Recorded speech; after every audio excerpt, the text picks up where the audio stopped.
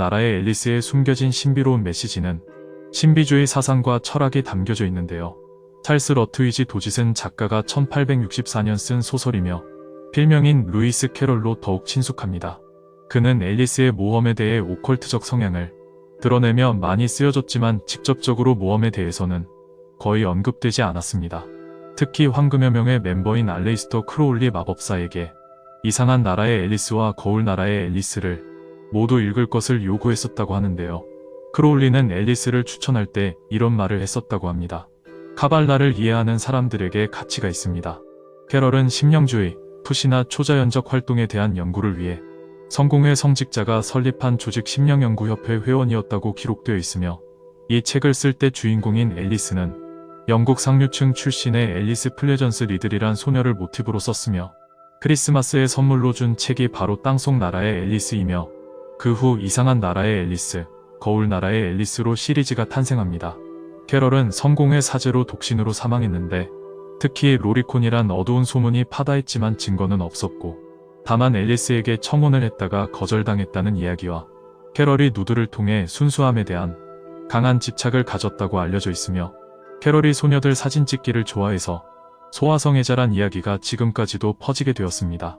그리고 앨리스에 대한 수많은 해석이 지금까지도 있지만 난해하고 이해할 수 없는 오컬트적인 상징들도 많아서 지금까지도 관심받고 있는 소설, 애니메이션입니다.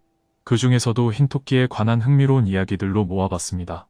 일단 앨리스에서 나오는 흰토끼는 원작자 캐럴이 해석하기론 분별이 있음, 겁이 많음, 취약함 등으로 서술되어 있으며 옷을 입고 사람 말을 하며 앨리스보다 항상 빠르게 앞질러가고 그의 뒤를 쫓다가 앨리스는 이상한 나라의 세계로 빠지게 되는데 그 뒤에도 이야기 내내 앨리스 앞에 번번이 모습을 보이는 것으로 보아 흰토끼는 마치 안내자, 인도자로 묘사된다고 볼 수 있겠습니다.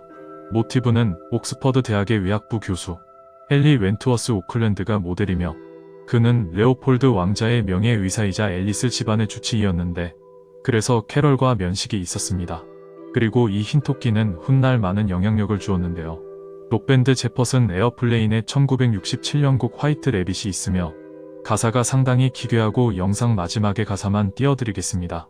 스타트rek의 1966년 에피소드에서 엔터프라이즈호 승무원들은 상륙 휴가를 보내기 위해 지구와 비슷한 환경을 갖춘 아름다운 무인 행성에 도착하는데요.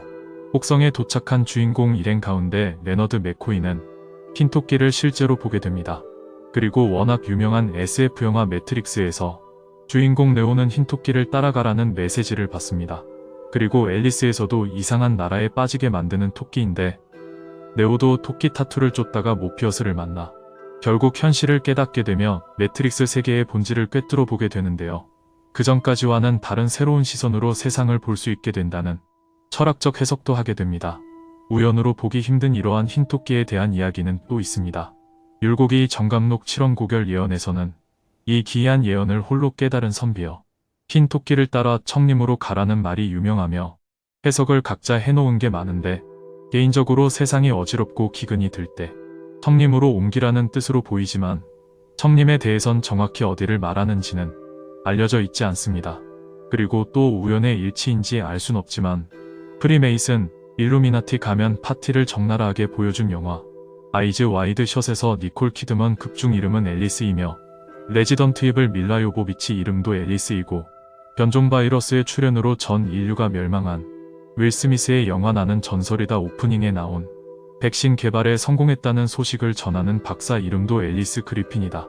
또한 국내에선 2012년에 유명했던 음모론자로 관심을 끌었던 14.8 프로젝트라는 현재는 폐쇄된 블로그지만 수준 높은 일러스트 실력으로 90장의 그림 카드에 은유적이면서 섬뜩한 내용으로 무성한 추측을 낳게 만든 일이 있었고 카드 중 하나로 흰토끼가 언급됩니다. 마지막으로 19세기 프리메이슨 33도이자 지도자였던 엘버트 파이크는 도덕률과 교리를 기록하여 오컬트의 비밀들을 세상에 알렸는데요. 그는 이런 말을 남겼습니다. 프리메이슨은 종교, 신비술, 신지학, 연금술을 다루는데 일부 선택된 자들을 제외한 일반인들은 프리메이슨의 진실을 알 수 없다. 프리메이슨은 자신을 숨기고 가면 뒤에 숨은 거짓된 모습으로 그 정확한 뜻을 분간할 수 없게 한다. 계몽하지 못한 사람들을 혼돈, 잘못된 가르침으로 인도하며 진리와 빛을 감춘다. 여기서 언급된 선택된 자는 메이슨 33도 단원 혹은 그 이상의 상급자를 의미합니다. 그리고 파이크의 책 일부에 다음과 같은 이야기가 있습니다. 일부 프리메이슨 심벌들은 신입 단원들에게 공개되는 것을 허가하며, 하지만 반드시 본래 의미와 다른 의미를 전달해야 한다. 신입 단원들이 심벌을 이해하게 해선 안 된다.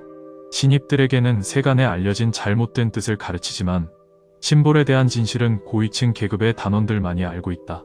세상에 알려진 오컬트 심벌의 진실은 오직 고위층 계급이 단원들에게만 알게 하려는 의도를 가지고 있으며, 프리메이슨 조직에서는 단원들이 승급을 할 때마다 약간의 진실을 가르치며 결코 정보를 모든 이들에게 알리는 법이 없다. 오컬트 심벌의 숨은 진실된 뜻은 중첩된 의미를 갖고 있으며 그 속의 어둠의 실체를 숨기고 있다라고 기록했습니다. 여러분들이 생각하는 흰 토끼는 무엇인가요? 그 속에